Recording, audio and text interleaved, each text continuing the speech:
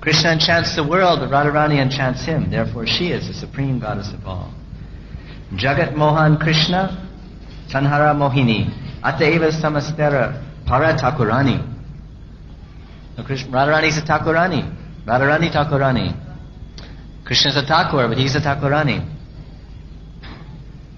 We see in this one pastime that Krishna becomes the chokidar, he becomes the protector, he carries a shield and a sword to protect Radharani, he becomes her servant of the queen. And then Radha Gokulananda, different temples in Vrindavan, they celebrate this pastime by dressing the deities like that.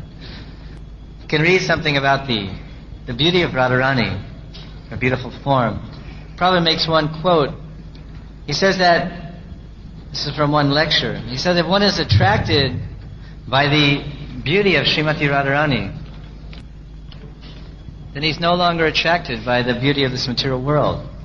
He says Radha and Krishna are so beautiful that if one can be attracted by their beauty, he says Radha and Krishna, and then he says, if one can be attracted by the beauty of Srimati Radharani, then he can give up all his attraction to the material energy. And then he cites the example from Mukundamala Stotra, Jamunacharya. When one is attracted by the transcendental beauty of Radha and Krishna, he is no longer attracted by feminine beauty or masculine beauty. That is the special significance of Radha and Krishna worship.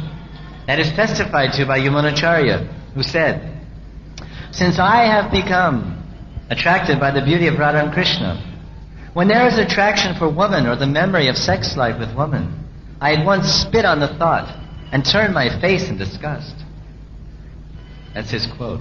That's in Mukundamala Stotra. When we are attracted by Madan Mohan and the beauty of Krishna and his consorts, then the shackles of conditioned life, namely the beauty of a material woman or man, cannot attract us.